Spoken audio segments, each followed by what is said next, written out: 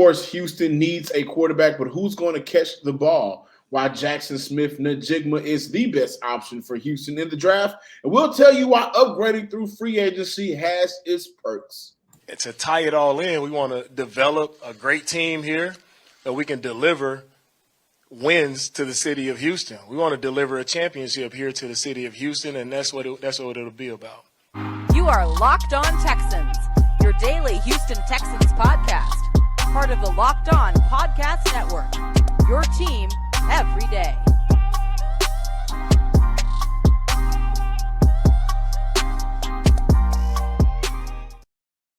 Welcome in, everybody, to a Wednesday episode of the Locked On Texans podcast, a part of the Locked On Podcast Network, your team every day. This episode is brought to you by FanDuel Sportsbook, official sportsbook of the NFL. Make every moment more. Visit FanDuel.com/LockedOn to get started today. I'm John Hickman, here all the way out in Fort Worth, Dallas, Texas. And, of course, I'm joined by none other than Cody Davis. He out there in the enemy territory.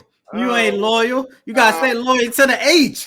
Yeah, I'm out here at a conference, but as you guys know, the show don't stop 5 days a week. Your team every day, and as Cody and I prepare for the free agency period, as we prepare for the draft that's coming up in about a month and a half, 2 months, it's very important to discuss why Houston desperately needs to address the wide receiver position. Going into last offseason, there was a conversation that many people weren't really ready to have, Cody. And I started it here on this show by simply understanding that the wide receiving group for the Houston Texans was beyond lackluster. That's with whatever we thought Brandon Cooks was going to be able to bring before the season started as a veteran. That's with before we saw Nico Collins in and out of lineup due to injury. They did not have enough, even when they drafted John Mechie. And so now, looking at the number 12 overall pick, I think it's time to address the wide receiver position. Now, Bobby Slowick is coming over from the San Francisco 49ers, and I think there's some interesting numbers that we need to look at. The top 5 highest attempted routes by San Francisco wide receivers last year: slant routes at number 1, out routes at number 2, crossing routes at 3, in routes at 4, and at 5, screen routes. Of course, they got Christian McCaffrey, a healthy Deebo Samuel. They got some athletes over there that can do some amazing things with the football. Top 5 highest attempted routes ran by the Houston Texans: hitch, out routes, crossing routes, which is number 3rd on the San Fran and Houston's list, screens, and backfield flares. Now, I want to move forward by looking at the top 5 completion percentage per routes for San Fran on 10 or more attempts: backfield screens, wide receiver screens, backfield flares, speed outs, and pivots. Same category for Houston: wide receiver screens, backfield flares, backfield screens, crossing routes, speed out routes. The most successful route ran for San Fran in terms of yards, crossing, in routes, and slants. I wanted to give you guys that context because when I look at the number 12 overall pick, Cody, and I look at some of these receivers that's available in the draft, I've heard the Quentin Johnson's the kid out of TCU. And I get it, right? You can want him to go on a go route to go pick up a big yard, a big play. I get it. He can do that. But we just hired Bobby Slowick to be the offensive coordinator for Houston. So for Houston, I think drafting a wide receiver is uber important because what did I say last week when we discussed the Bijan Robinson talk? Houston has a running back. Houston does not have a wide receiver, not a wide receiver 1 at least. And I think, given the numbers, JSN, Jackson Smith-Njigba out of Ohio State, who I understand missed majority of last year due to the injury, should be the guy for the Houston Texans. He's excelled at slant routes, crossing routes, and those in routes. All of those were the most successful routes ran for the San Francisco 49ers, who we presumably believe Bobby Slowick will bring over a lot of those same concepts in terms of what he wants to do in the passing game. want to mirror some of that, which, that's a great thing coming from that Kyle Shanahan system that's been successful for any plug-and-play guy. You want to see that same that success replicated here in Houston, which is why I believe that D'Amico brought him over here to town. When I look at Smith-Njigba, great body control, great hands-to-body catch ratio, 95 receptions, almost 1,600 yards, 16.8 yards per catch, 9 TDs, 6 drops on 112 targets, 6 drops on 95 catches. He uses his hands, and I'm a hands guy. When I look at Quentin Johnson, I'm just underwhelmed by some of the things that I'm looking for. He's not that great of a route runner. My boy Phil always like to say, stay away from those one-trick ponies. And in this case, when I look at Quentin Johnson out of TCU, the go routes is what you love him for. But everything else, he's not a route tactician like we get out of Smith-Njigba, and he can run pretty much every route on that route tree, and he uses his hands. And so, look, I understand that he predominantly played the slot. That may be a concern. Of course, injury history may be a concern. It was the first time he got injured last year. I think he'll come back and he'll be, same type of level competition as a receiver, but he can beat a defender off the line. He has very quick feet, and he has an amazing release. He forced 19 missed tackles and 790 yards after the catch in 2021. I think that's all I have to say. Pair that with John Metchell, who you presume will be coming back, healthy. Nick Caserio has already said that he's beating the timeline of getting back on that field. You will have 2 guys that win before they ever have to get physical, right? They win with their feet. They win with their hips. They win at the line of scrimmage. They make their quarterback's job easier. And then both of those guys fight for yards. Both of those guys are good at run after the catch. When I look at Njigba Smith, I love what he can possibly bring to the game. Now, if Smith isn't the guy, guys, right after him, Addison out of USC. I think he's a gamer. I wouldn't be mad if Houston looked at Addison as their wide receiver 1 on their draft boards. I just like Smith a little bit more because of that big play ability. He doesn't have that home run speed that you would like in open field, but he knows how to get yards after the catch, and he has amazing hands, and that's what I like for this team. And that's what I see out of, if he comes to Houston, I think they can benefit from that, a guy that you can interchange in and out between the outside and the slot and really cause some confusion with some of these defenders. I love your passion for Jackson Smith-Njigba, but if he is available at 12, I personally do not feel that the Houston Texans should draft him. And I only say that because, John, you mentioned it, his injury history. This is a guy due to several nagging hamstring injuries. He was only limited to 3 games last season at Ohio State. And with that being said, when you take a look at what the Houston Texans currently have within their wide receiving core as of right now, as of where we stand on February 22nd, 2023, outside of talent, health is the next biggest concern in terms of what the Houston Texans need in that position group. Look, you already mentioned John Metchie, and when you take a look at Nico Collins, who I do believe still has the potential to be this team's number 1 wide receiver, the biggest knock against him is his health.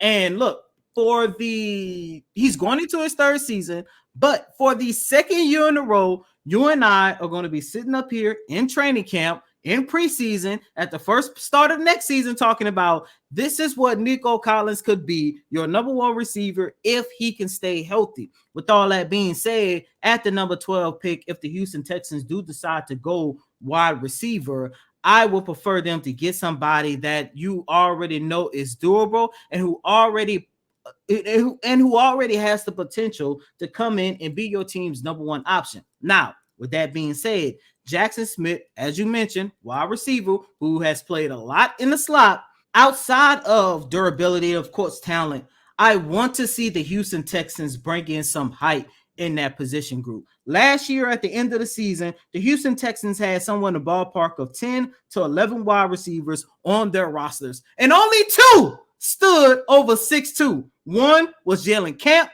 9 times out of 10, he won't be back. And of course, the latter was Nico Collins. When you take a look at my guy, Quentin Johnston, this is a guy who is 6'4". I know you mentioned he's a one-trick pony, but I don't see him that way. The Houston Texans definitely need somebody that can bring some size to their position group. And by the way, they have enough guys already at the time of this recording that's standing around 6 foot, 6'1", that could play in the slot, that you can move to the outside. I like the versatility that Bobby Slovic is going to bring. However, in terms of, I would like to see Bobby work with more so of veterans, and we're going to get into that to the next segment, into why it's very important for them to go out and explore the free agency market, with this being Bobby's first time being a primary offensive play caller. I would rather see him try to do those tricks, try to do everything that he learned from Kyle Shanahan with a veteran wide receiver, more so a wide receiver to where you got to come in, let him develop the game. And like I mentioned, he still has a knock with his injury history.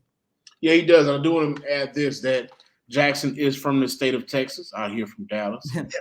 Put it out there. So you do got to look at the option of marketing. Oh, by the way, I'm sorry to cut you off, but I will say, if they draft Jackson, I think that is also, remember a couple of weeks ago we talked about them being somewhat of trendsetters. If they get your boy CJ at number 2, what school is Jackson coming from? Ohio State. So there you go. Also want to add that Chris Olave, a wide receiver that was at Ohio State with Jackson Smith and Njigma, who was a rookie this past year. Garrett Wilson, another receiver who was at Ohio State. Both of those receivers who did well in their rookie year mentioned how cold of a receiver he is. And Smith himself said that he believes that he is the best wide receiver in this draft. He also said that he studies the likes of Stephon Diggs, Cooper Kupp. I like a guy that can win off the line. And I think that with Houston, this is a perfect opportunity. And I get the scares of the injury. And it's not an injury history. It's just an injury year. And we've seen guys, whether they were injured their last year and really took the rest of that year off to just say, you know what, I'm going to focus on the next level because I know it's going to happen. Hell, a lot of people scared of Jamar Chase coming out. And when he set out there last year, and what did he do? He helped the team get to the Super Bowl. I think he has the talent that for Houston to overlook him missing his previous year, majority of the year. And I think that he can come in day one, if he's healthy, to really help move this wide receiver group. And I think that him and Mechie, Alabama, Ohio State, and then now you look at whether it's Alabama or Ohio State at quarterback, you give these quarterbacks some weapons that they can go out there and get creative with and really have a blast with playing on the field. I would like to add that if I didn't already put an emphasis on it, the receiving yards percentage by route for Jackson Smith and Njigma, well, you know what? I look at Smith and Njigma. He excelled in terms of percentage in crossing routes, slant routes, and go routes. I think he can do it all on the football field. The midway point of the NBA is here, and now is a perfect time to download the FanDuel app, America's #1 sports book, because new customers get a no sweat first bet up to $1,000. That's bonus bets back if your first bet doesn't win. Just download the FanDuel app, right now. It's safe, it's secure, it's super easy to use. Then you can bet on everything from the money line to point spreads and threes drain. Plus, FanDuel lets you combine your bets for a chance at a bigger payout with same game parlays. So don't miss out to get your no sweat first bet up to $1,000 in bonus bets whenever you go to FanDuel.com/locked-on.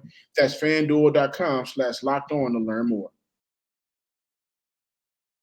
Welcome back in, Locked On Texan listeners and viewers out there in the YouTube world. One of my favorite times of the year, if not my favorite time of the year. No, it's your favorite time of the year. Off season, draft, free agency. What can a team do to make themselves better? The moment DeMeco Ryans got to Houston, was named officially the next head coach for the next 6 years. He talked a lot about the development, right? And I think that development doesn't happen unless you have guys on the field that can also help out their coaches, right? We hear a lot about when D'Amico was a young guy playing football, how much of a coach he was on the field to help bring along some of the other players around him, right? And you need guys like that. And when we look at the wide receiver position, can't wait to talk about Brandon Cooks, by the way. But when we look at the wide receiver position, you would think in an ideal world that would have been Brandon Cooks, but he wants out. We don't know if he's actually going to get out, but he wants out. And then you look at Nico Collins, who's going into his second year, but I think he's also in his third year, he's also in the same boat in terms of hasn't played a lot last year, injury. And then you look at, well, you know what? Your quarterback situation was less than ideal. Because there are moments where if your quarterback got you the ball, we may be looking at Nico Collins in a different light or the same light we thought we would see out of Nico at the beginning of the year. So I think a lot of the jury is still out on Nico because of the lack of quarterback play. But the wide receiver group still needs that upgrade, no doubt about it. There's no way around it. Been talking about it for the last 8 to 9 months, long enough to have a baby. There's a couple of things I'm looking for in this free agency when Houston addresses the wide receiver position, which I think that they should. Things that I'm looking for in this free agent class, I'm understanding that this free agent class isn't filled with star-studded or franchise-changing wide receivers, right? But there are some additions Houston can use to boost his weak wide receiver core. Before I talk about free agency, I think that if Houston uses that number 33rd overall pick in the second round, kick that off and send it up to Cincy for T. Higgins, that changes a lot of things that your approach, I believe so. Because now you get a bona fide, I believe, number one receiver. But let's say they don't. The things that I'm looking for to help out this weak wide receiver core, number one, effectiveness with the previous team. Number two, your age. Number three, your fit. And number 2 and 3 in terms of age and fit can be flip-flopped. So I look at DJ Chalk, 26 years old, Alan Lazard, 27, Jacoby Myers, 26, Juju Smith-Schuster, 26, and Matt Hollins, 29. Well, immediately I want to look at Matt Hollins and I say to myself, as much as I like Matt Hollins and the job that he did with the Vegas Raiders last year, scared away due to his age, right? And Juju Smith-Schuster, I think that they get the deal done to bring him back in KC. Nearly had 1,000 yards this past year after missing a couple of games and helped that team win a Super Bowl. I think he's a player that when you look at all of those huge contracts that KC may have on the offensive side of the ball, he's a player that you can, continue to bring back on cheaper deals and you can win with him. I look at Jacoby Myers, and I'm going to take my fan hat off. It is. Jacoby Myers is a good player, but I cannot advocate for Jackson Smith-Njigba and recognize Houston has John Mechie and say to myself, yeah, maybe they should add another receiver that played majority of his snaps in the slot. Myers spent 40% and 30% of his time playing in the left and right side of the slot position. Only a combined 16.5% of the time was he split wide out. I don't think that does much for Houston if I just advocated for Jackson Smith and Houston and John Mechie is still on the roster. The two options that I'm looking for Houston at the wide receiver position is Alan Lazard and DJ Chalk. Both of those players are coming out of situations where there's some uncertainty in some form within their offense. Lazard waiting to see what Rodgers is going to do. And I think that he mentioned earlier before the season ended that, he's unsure about what he wants to do and where he wants to be in terms of whether it's Green Bay or not. And I also think this is the perfect opportunity for Lazard to get more money than what he's been previously getting. So this is the time to strike the iron while it's hot. Get your money and go to a better situation where you can thrive and get away from Aaron Rodgers, who I believe has been weighing on a lot of people. DJ Chalk wants to see how much, he's really needed in his value in Detroit. And I think when you look at Reynolds, Jameson Williams coming on strong, Ramon St., the brother, Ramon St., I forget his name, but he had a star-studded year. St. Brown, right? DJ Chalk seems to be on the outside of that. And I think of the two, Houston and DJ Chalk makes the most sense. Cody, what did you say you wanted out of a wide receiver? A big body receiver, baby. 6'4", DJ Chalk, speedy receiver, running 4.3 coming out of college. playing in that Ben Johnson's offense. You know what Ben Johnson loved to utilize with the Detroit Lions? A lot of misdirection and crossing routes, which is what Ben Slowick, I presume, will bring over to the Houston Texans after his time in San Fran, because, as I mentioned, that's a top 5 route that the San Fran's 49ers love to run. And also, he spent a good amount of time playing evenly inside and out. Only 50 targets this past season, caught 32 passes, averaged 16 yards per catch. Fit-wise, again, I'm going to look at the age, effectiveness with your last team, and your fit. Fit-wise, he's coming from a situation with young guys. Jamison Williamson, he took him a while to get on the field. He was a rookie. St. Brown, second-year wide receiver. Reynolds, a guy that's still trying to figure out his way in the NFL after going undrafted a couple of seasons ago, right? And he helped those guys progress in Detroit, and he played his role amazingly as a vet, and I think that he can do the same here in Houston. An average of $9.5 million over the next 3 years, I think is worth it in terms of how Houston maybe can construct this contract. Maybe you don't get 9.5 this year. Maybe they give you a little bit more in your second year to even things out because they want to address other needs this free agency, and they believe that money can be used to help it out. But, I look at Chalk, big body receiver, speed, something that if you lose out on Brandon Cooks, I think you need to replace. And he's also younger. And I think he fits better with this team. If Brandon Cooks, D'Amico doesn't want any vampires, right? Brandon doesn't want to be here, you can go ahead and leave. If you don't want me, then don't talk to me. We'll go ahead and free yourself. I also like the idea of Alan Lazard as well coming to Houston if he does decide to leave Green Bay or wherever. I like Alan Lazard. I think that he did the same thing with Romeo Doubs and Christian Watson last year, playing that vet role, stepping up when he was needed. And I think that's a player Houston needs.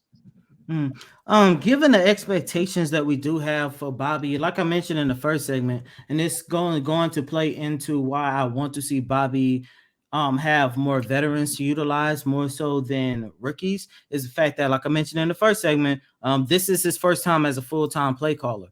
And when you talk about all of the route trees and everything, how he likes to line up his wide receivers and stuff, I think it will be beneficial for him more so to have a lot more veterans than veterans than rookies. With that being said, I do believe that when you take a look at this Houston Texans free agency on both sides of the ball, I don't want the Texans to go out and try to get that big name target, get the big fish, but I do believe that they have fixed their reputation and they have the money to add to what the Houston Texans are trying to do. John, I agree with you. The top 2 things in free agency that I'm looking at is how effective you was with your last team, and of course, your age. You already know how I feel about Jacoby Myers. Had this conversation a couple weeks ago. I believe that he has the opportunity to possibly be the Houston Texans' best free agency signing this offseason if given opportunity, because I do believe that he has the potential, if given opportunity,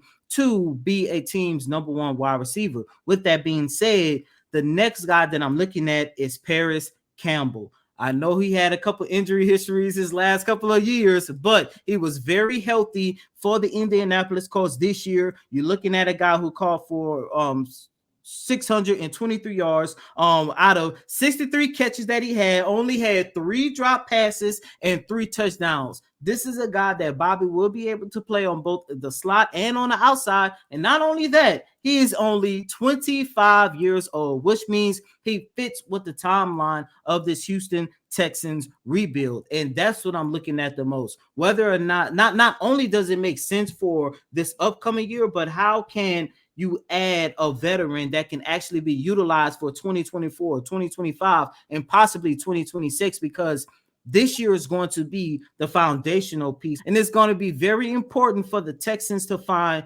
some type of stability, especially given the fact that we are expecting them to go out to draft either Bryce or CJ. The best thing for you to do is go out there, get a veteran quarterback a veteran wide receiver that's in the ballpark, someone in the age of 24 to 26. Jacoby, Paris, I'll be fine with either or.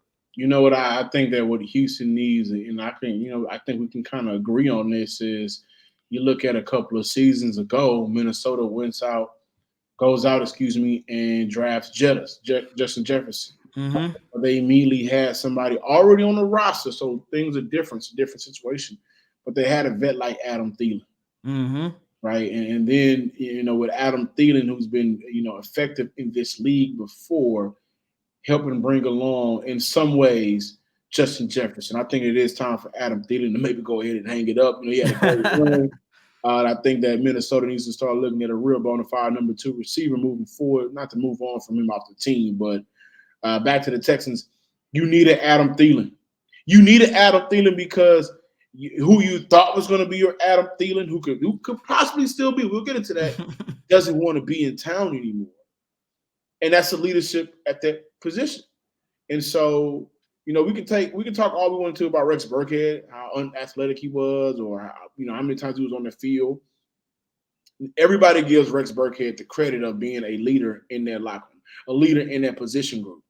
And that's what, I can see DeMeco Ryans really, when he lays out who they want to look at in free agency, who can be a leader in that position group for the young guys coming in that can also help them develop these young players. Welcome back in, ladies and gentlemen, to this Wednesday installment of Locked On Texans. We open up the show talking about draft prospects and a wide receiver group that's going to enter the NFL. In the middle part of the show, we talked about wide receivers who are currently in the NFL, still establishing themselves or possibly at the peak of their careers as of right now. We know some of the guys that we mentioned, they still possibly have another level or two that they can reach. Now we got to talk about a potential veteran who I think we can all agree that he's on the back half of his career, and that one name is Brandon Cooks. And John, I felt like it was very important for us to talk about Brandon Cooks in this show because I do believe whether or not he is here or not, it's going to determine what the Houston Texans do, not only in free agency, but in the draft in terms of this position group. Now, as we all remember, we already know the story. Brandon Cooks wanted out at the trade deadline. Nick Caserio did not deal him. And then his relationship with this organization went south. They was able to restore it a little bit towards the end of the season. We saw him go out there on the field, showcase what he can do. Regardless how you feel about the last game, he balled out, and I think he had that might have been his second game this season. They recorded over 100 yards. The first one, first. I think you're right. It was the first. I think that first game was right. What are you doing? Indianapolis. I think game, quarter by quarter, minute by minute. It was like, what are y'all doing? You know what? But somebody on the sideline let y'all know what the Bears got going on. Of course, for real. Hey, but like you say, Lovie Smith won that game for a reason. Davis Mills gave us his best performance for a reason, and so did Brandon Cooks. But with that being said, Davis Mills gave us an amnesty that. You remember when was like, it's an amnesty? They should Kobe. You was like amnesty that. Y'all should just cut Bills and never play them again. And it was like amnesty that, even though we know that he's not going to be the quarterback next year. Yeah, I know. I mean, it definitely worked for Kobe, but that didn't work out so well for Davis Mills. But by the way, that final drive is what we wanted to see out of Davis Mills for about 20-something games now. He's been the starter. So unfortunately, a little bit too late. But going back to Brandon Cooks, I was told by a source a couple weeks ago that around the time when things started to heat up with DeMeco Ryans being the new head coach. And like we talked about a lot here on this show, ever since we started hearing rumblings about how serious things are getting with DeMeco Ryans and this organization, the new reputation, a new feel, a new fit, everything is about this organization is new. I was told by a source that a couple players at that time were talking to Brandon Cooks to see whether or not they could talk him back into giving the Houston Texans one more season. Now, of course, he's still under contract for the 2023 campaign. I'm not going to go as far as to say if he comes back, he should be this team's number one wide receiver. I think regardless if he stays or not, they should be looking at the potential next number one wide receiver for this organization. Try to get him at pick number 12, at pick number 33, because I think we all can agree, regardless of how Brandon Cooks felt throughout the year, especially the back half of the 2022 campaign, he lost a step. And I hate to say it because you guys know I love Brandon Cooks here on this show. Because he's always been one of my favorite receivers. Plain and simple. You should already know this. Been rocking with Brandon Cooks ever since he started with New Orleans. He actually became a homie this year, chopped it up with him in the locker room several times. But, I think it would be best for the Houston Texans. Like I say, even if he stays for another season and they try to work things out, they should still look at getting another wide receiver that could be number one. Listen, I'm going to say this, and it may be shocking, but if Brandon Cooks is bought in, right, and I mean like mafia style, sit down, come to Jesus meeting. Like they did with Laremy Tunsil last year. I don't like what they did with Laremy Tunsil. And Laremy Tunsil bought in. And, I think a lot of Laremy Tunsil bought in was financial. You know what I mean? I ain't mad at the big dog. But if Brandon Cooks buys into what DeMeco is selling, basically, and what he believes DeMeco needs to advocate for, Nick Caserio, in terms of he will build something. We will build something good here to be competitive. I'm all for it. And remember, those are the same words that he said during training camp in the first half of last season. Yeah. And I just want to reiterate Cooks is a vet who wants to play for a winning football team. And this past 2 years, especially last year, where he mentioned I've took the lies and everything. Remember the whole encrypted tweets and everything. If they are competitive, but if DeMeco Ryans can get him to see his vision, I'm kind of all for it. Unless Houston has a deal on the table that really makes sense for the future and not just this upcoming season. Right, so you look at the opportunity to where you missed out on trading him in this past deadline. Would have got you, a couple of picks, a pick or two, or a pick in this year's draft. But if it makes sense to move on from him, if it can help you out immediately in the 2023 draft before it rolls around, or maybe next year, when you may want some more flexibility because you may look at maybe doing a couple of signing trades with some players, who knows? Then you move on, right? And I think that's fair. It really depends on how DeMeco views Brandon Cooks right now. Don't want no vampires. Don't want no energy vampires. No bloodsuckers around his team. And if we're being honest, due to whatever was told to Brandon Cooks, or whatever was presented to him, that's what he became. Plain and simple. But we'll see, man. I think that's a situation that needs to be constantly monitored. And the question is, what can Brandon Cooks really do for you right now? What is his value under DeMeco, under Bobby Slowick, still having to work with Nick Caserio, still having to now maybe rebuild some relationships in this locker room or in the front office if he decides to stay? And is it worth it? And if it's worth it, then you put your head down, flip it, and reverse it, right? You just keep on moving and see where it goes, man. I also would like to add that if Houston does decide to go defense or address another position at 12, which I totally would understand, I would hope that Jaden Hyatt is available at 33. When you talk about is it worth it? Yes. And I'm not saying that just because, I like Brandon Cooks as a player and as a person, but I look at it as what can he provide for DeMeco Ryans and Bobby and the rest of these guys. We talked about with some of these free agent receivers.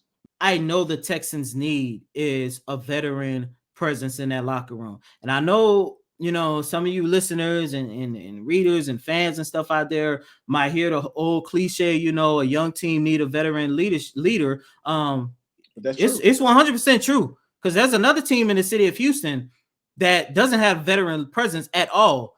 And they are sitting at 13-43 as of right now. And they're about to finish with the worst record in the NBA for the third consecutive year. Brandon Cooks, yes, things did get sour, especially, and he was like very vocal with his displeasure for this organization. However, all I know is there are several players, especially at that position group. One of them we talked about, Nico Collins.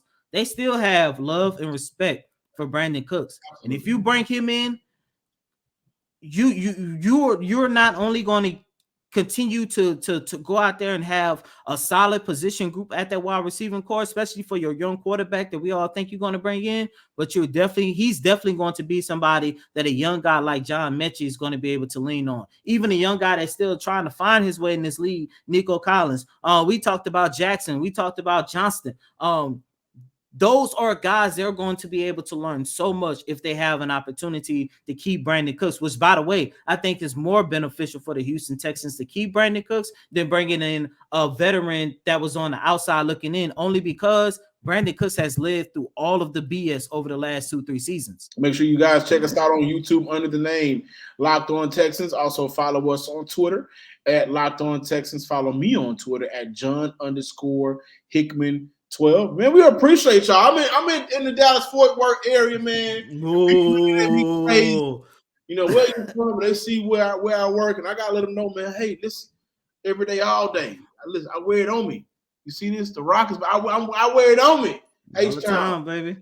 All the time. And as always, I'm your host, Cody M. Davis. Please remember to follow me on Twitter at CodyDavis_24. Once again, that's Cody COTYDAVIS_24. Please, ladies and gentlemen, be sure to subscribe for this podcast. Thank you for riding with us, because we got some things in store for you guys, especially once those players start working out in that building. So you don't want to miss it. You don't want to miss it. Cody is in Houston right now physically, but mentally he's in New Orleans. Whatever. But until next time, ladies and gentlemen, peace.